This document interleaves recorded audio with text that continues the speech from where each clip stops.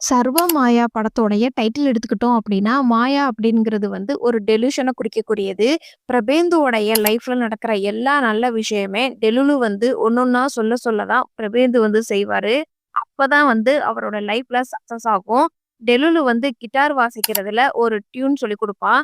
அதுக்கப்புறம் தான் பிரபேந்து வந்து கிட்டார கரெக்ட்டா வாசிப்பாரு. பிரபேந்து வந்து ஒரு பொண்ண லவ் பண்ணுவாரு. லவ்வுக்கு ஹெல்ப் பண்றதுமே டெலுலுவா தான் இருக்கும். அதே மாதிரி பிரபேந்து வந்து எப்போதுமே பயந்த மாதிரி தான் இருப்பாரு. டெல்லுல தான் பசங்கள அடிக்க சொல்லி தைரியமும் குடுப்பான். பிரபேந்து வந்து அவங்க அப்பா கிட்ட பேச மாட்டாரு. அவருடைய அப்பாட்ட பேச வைக்கிறதுமே டெல்லுலுவா தான் இருக்கும். ஸோ இவங்க 2 பேருடைய கேரக்டர கனெக்ட் பண்ற விதமா படத்தோடைய டைட்டில செலக்ட் பண்ணியிருப்பாங்க.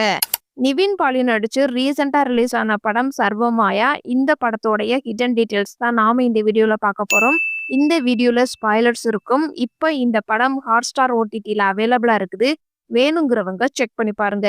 இந்த படத்துல நிவின் பாலி வந்து பிரபேந்துங்கிற ரோல்ல ப்ளே பண்ணியிருப்பாரு. இவருடைய கேரக்டர் எடுத்துக்கிட்டோம் அப்படின்னா, இந்த படத்தோடைய ஸ்டார்ட்டிங்ல ஒரு மியூசிக் ஆர்கெஸ்ட்ரால நடக்கும். அதுல பிரபேந்துவோடைய பேர் மட்டும் இருக்காது. யாருடைய பேர் இல்ல அப்படிங்கிறதுக்காண்டி ரெஃபரன்ஸா ஃபோன்ல நேம் லிஸ்ட் வந்திருக்கும். அதுலயுமே பிரபேந்துங்கிற பேரு இருக்காது. நேம் லிஸ்ட்டுக்கு மட்டும் தனியா ஒரு ஃப்ரேம் வச்சிருப்பாங்க. அதே மாதிரி ஆர்கெஸ்ட்ராவுடைய ஸ்டேஜ காமிக்கும்போது பிரபேந்து மட்டும் மறைச்சு ஒருத்தர் நிப்பாரு. மத்த எல்லாருமே வந்து தெரியிற மாதிரி தான் வந்து காமிப்பாங்க. ஸோ இது மூலமா இந்த லிஸ்ட்ல பிரபேந்துவோடைய பேர் இருக்காது அப்படிங்கிறத ஆடியன்ஸுக்கு சிம்பாலிக்கா கன்வே பண்ணியிருப்பாங்க. இந்த ஒரு சீன்ல பிரபேந்து வந்து அவங்க அப்பாவுடைய 70வது பிறந்த நாள் ஃபங்ஷன வீட்ல கொண்டாடிக்கிட்டு இருப்பாங்க. அப்ப பிரபேந்துவோடைய அண்ணன் வந்து ஒருத்தர்கிட்ட ஃபோன் கால் பேசிக்கிட்டு இருப்பாரு. அப்ப என்ன பேசுவாரு அப்படின்னா, "கண்ணீர் அஞ்சலிக்கு மட்டும் தான் இந்த மாதிரி போஸ்டர் அடிக்கணுமா? ஏன் பர்த்டேக்கு போஸ்டர் அடிக்க கூடாதா?" அப்படிங்கிற மாதிரி சொல்லியிருப்பாரு. ஸோ இந்த டயலாக்க கனெக்ட் பண்ற விதமா அந்த ஃப்ளெக்ஸ் வந்து எப்படி இருக்கும் அப்படின்னா, கண்ணீர் அஞ்சலிக்கு அடிக்கிற மாதிரி ஃப்ளெக்ஸ டிசைன் பண்ணியிருப்பாங்க. பிரபேந்து வந்து அவருடைய வீட்டுக்கு வரும்போது ஃபர்ஸ்ட் அந்த நாய தான் பார்ப்பாரு. அந்த நாய பிரபேந்துவ பார்த்த உடனே எந்திரிச்சு நிக்கும். ஆனா பிரபேந்துவோடைய அப்பாவுக்கு நாய்னாலே பிடிக்காம இருக்கும். அந்த நாய அவங்க அம்மா தான் வந்து கூட்டிட்டு வந்த மாதிரி சொல்லியிருப்பாங்க. பிரபேந்துவோடைய அம்மா இறந்து போகும்போது அந்த நாய உள்ளக்க விடாம இருந்ததுனால, அந்த நாயும் பிரபேந்தும் வெளியில நின்ன மாதிரி ஒரு ஸ்டோரி சொல்லியிருப்பாங்க. பிரபேந்துவ பொறுத்தவரைக்கும் அந்த நாய் வந்து அவங்க அப்பாவுக்கு பிடிக்காது அப்படின்னு நினைச்சுக்கிட்டே இருப்பாரு. ஆனா அவங்க அப்பாவுக்கு ஒரு அலமாரியில அவங்க அம்மாவுடைய நினைவுகள் வர மாதிரி ஒரு சில திங்ஸ்லாம் வச்சிருப்பாரு. ஸோ அந்த பீரோல திறக்கும்போது, "உன் அம்மா என் கூட இருக்கிற மாதிரி எனக்கு ஒரு ஃபீல் ஆகும்" அப்படின்னு சொல்லியிருப்பாரு. அந்த நாய அவங்க அம்மா தான் வந்து எடுத்துட்டு வந்திருப்பாங்க. ஸோ அந்த நாயையும் பிடிக்கும் அப்படின்னு சொல்லி சிம்பாலிக்கா ஆடியன்ஸ்க்கு கன்வே பண்ணியிருப்பாங்க.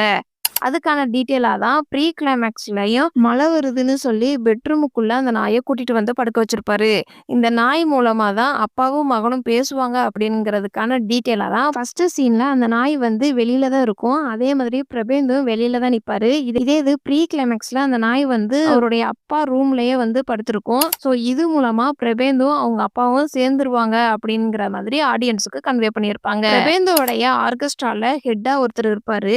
"உன்னுடைய பேரு லிஸ்ட்ல வரல அப்படிங்கிறதுக்காண்டி, நீ உன் வீட்டுக்கு போ. நீ மியூசிக் பண்ணி தான் சம்பாதிக்கணும்னு உனக்கு அவசியம் கிடையாது. வீடு வாசல் இல்லாத மாதிரிலாம் பேசாத" அப்படின்னு சொல்லியிருப்பாரு. ஸோ இந்த டயலாக்க கனெக்ட் பண்ற விதமா தான் பிரபேந்தனுடைய அண்ணன் வந்து வெளிநாடுகள்ல வேலை செய்ற மாதிரியும், பெரிய பெரிய விஐபிஸ்க்கு மட்டும் பூஜை பண்ணி குடுக்குற மாதிரியும் சொல்லியிருப்பாங்க.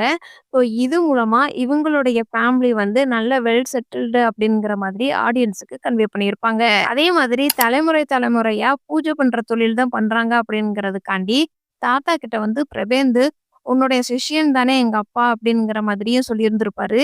பிரபேந்துவோடைய அண்ணனுக்கும் பூஜை பண்றதுல ஒரு சின்ன டவுட் இருக்கும். அவரே வந்து அவங்க தாத்தா கிட்ட தான் டவுட்ட கேட்டுட்டு போற மாரி காமிப்பாங்க. பிரபேந்து வந்து தாத்தா ரூமுக்கு தான் ஃபர்ஸ்ட் வருவாரு. அப்ப அவருடைய ரூம்ல பார்த்தோம் அப்படின்னா, இவர் ஒரு வயசான ஒரு தாத்தா அப்படிங்கிறதுனால, பழைய காலத்து ரேடியோ, டிவி, கைத்தறி, வெஸ்டர்ன் டாய்லெட் இந்த மாதிரி எல்லாம் ஒரு செட்டப் பண்ணி வச்சிருப்பாங்க. இதே இது பிரபேந்தோடைய ரூம்ல பார்த்தோம் அப்படின்னா, மியூசிக் நோட் சிம்பிள் டிசைன் இருக்கும், கிட்டார் இருக்கும். ஸோ மியூசிக் சம்மந்தப்பட்டதா இவருடைய ரூம்ல இருக்கிற மாதிரி காட்டியிருப்பாங்க. இந்த கிட்டார வச்சு தான் வந்து கிளைமாக்ஸ்ல வர சாங்ல டெலுல வந்து இந்த கிட்டார வச்சு வாசிப்பாங்க. பிரபேந்துவோடைய அப்பா ரூம்ல அவங்க அம்மாவுடைய நினைவுகள் இருக்கிற மாதிரி பொருட்கள் எல்லாம் வச்சிருப்பாரு. பிரபேந்து வந்து நாய்க்கு கழுத்துக்கு பெல்ட் வாங்கிட்டு வந்திருப்பாரு. அதுக்கு அடுத்த சீன்லயே அந்த நாய் வந்து அந்த பெல்ட்டை போட்டு கண்டினியூட்டி மிஸ் ஆகாம காமிச்சிருப்பாங்க. இந்த ஒரு சீன்ல பிரபேந்து வந்து அவங்க அம்மா எப்படி இறந்து போனாங்க அப்படின்னு சொல்லி எக்ஸ்பிளைன் பண்ணிட்டு இருப்பாரு. அப்ப அவருடைய வீட்ல இருக்கிற சாமி ரூம் வந்து ஒரு கோவில் மாதிரி அப்படின்னு சொல்லியிருப்பாரு. ஸோ இந்த டயலாக்க கனெக்ட் பண்ற விதமா இந்த ஒரு ஃப்ரேம்ல சாமி ரூம் எப்படி இருக்குது அப்படின்னு கதை போற போக்குல காமிச்சிருப்பாங்க. ஃபர்ஸ்ட் இவர் வந்து ஆன்மீகத்துல இன்வால்வ்மெண்ட்டா இருப்பாரு. அம்மா இறந்து போனதுக்கு அப்புறம் ஆன்மீகம் வேண்டாம்னு சொல்லி மியூசிக் பக்கம் போயிருப்பாரு. திரும்பவும் பணத்துக்காண்டி பூஜையெல்லாம் பண்ணுவாரு. என்னதான் பூஜையெல்லாம் பண்ணுனாலும் சாமி கும்பிட மாட்டாரு. அதனால தான் இந்த ஒரு ஃப்ரேம்ல பூஜை ரூம நின்னு பார்த்துட்டு போற மாதிரி காமிச்சிருப்பாங்க. இந்த படத்துல ரியா சிபு, மாயா மேத்யூங்கிற ரோல்ல ப்ளே பண்ணியிருப்பாங்க. டெலுலுவாவும் வருவாங்க.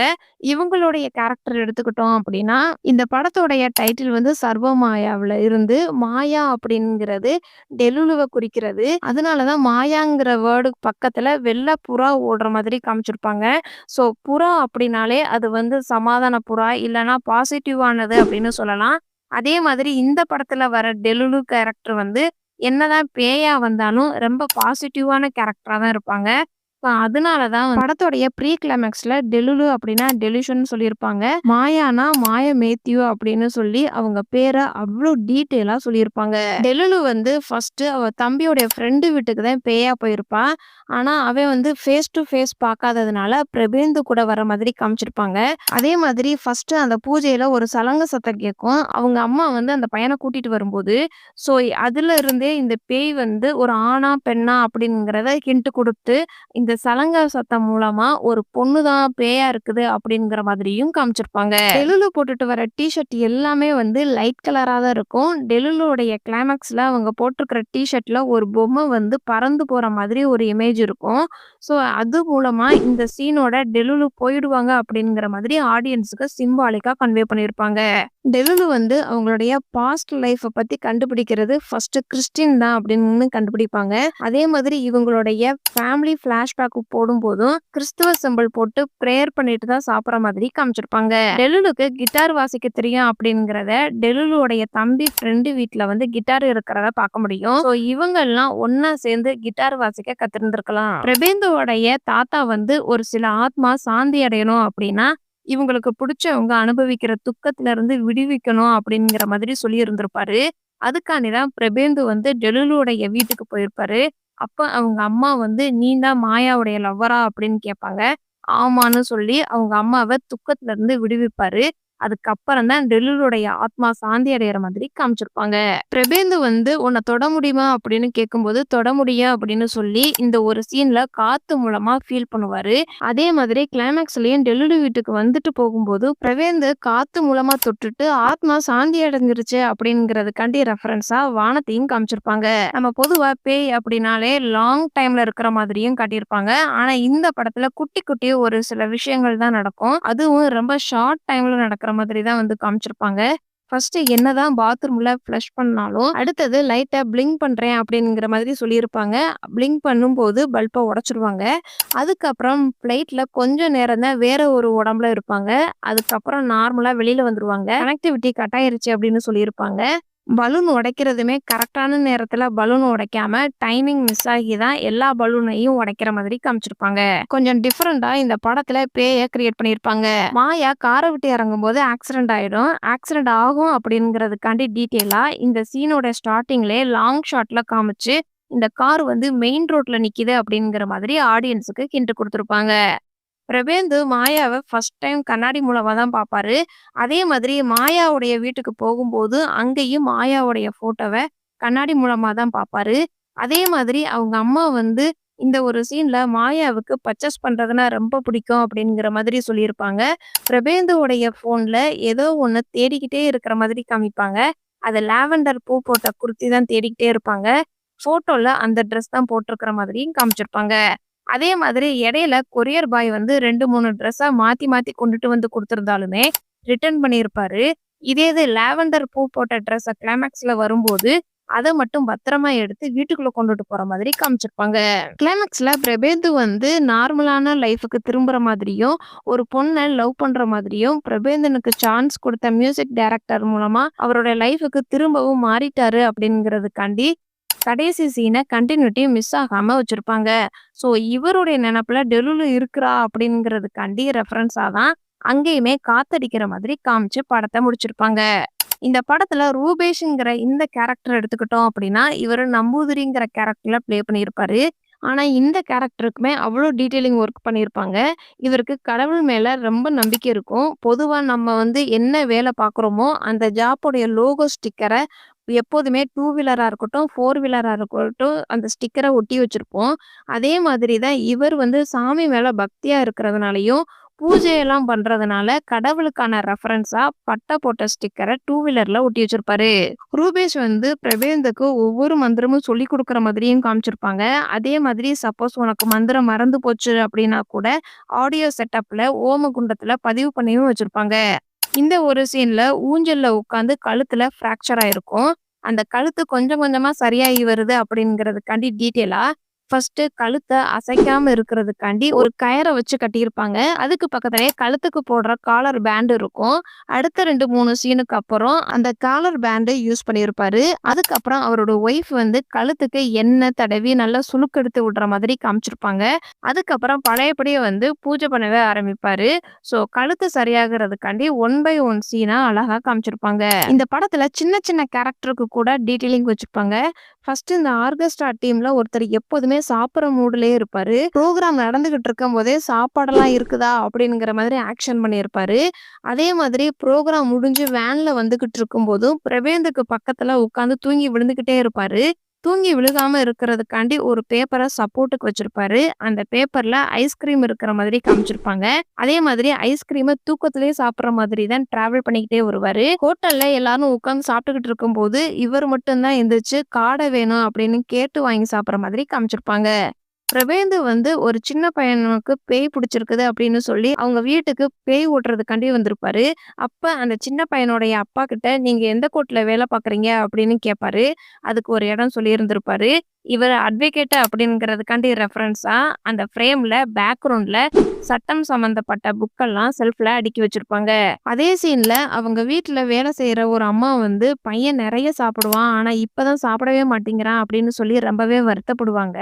அவங்க பக்கத்துல பிரெட்டும், ஜாமும் எப்போதுமே வச்சிருப்பாங்க. இந்த பையன் சரியானதும் அந்த பிரெட்டும், ஜாமும் எடுத்து சாப்பிடுற மாதிரி காமிச்சிருப்பாங்க. இந்த ஒரு சீன்ல ஒரு ஆட்டோக்காரர் வந்து சின்ன தகடு வாங்கணுமா, பெரிய தகடு வாங்கணுமா அப்படின்னு சொல்லி டவுட் கேட்பாரு. அதுக்கு பிரபேந்து வந்து WhatsAppல ஃபோட்டோ எடுத்து அனுப்பு அப்படின்னு சொல்லியிருந்திருப்பாரு. WhatsApp ஓப்பன் பண்ணும்போது இந்த படத்துல நடிச்ச கேரக்டர்ஸோடைய நேம் எல்லாம் போட்டு அதாவது ஆட்டோக்காரருடைய நம்பரு, பிரபேந்தோடைய அண்ணன் நம்பரு, ரூபேஷு இவங்க கிட்டலாம் சேட்டிங்ல இருக்கிற மாதிரி அவ்ளோ டீட்டெயிலா, நேச்சுரலா காமிச்சிருப்பாங்க. டெலுலுக்கு மியூசிக்னா ரொம்ப பிடிக்கும். அதனால தான் WhatsAppல கொரியன் சிங்கருடைய இமேஜ மாத்தி வச்சிருப்பாங்க.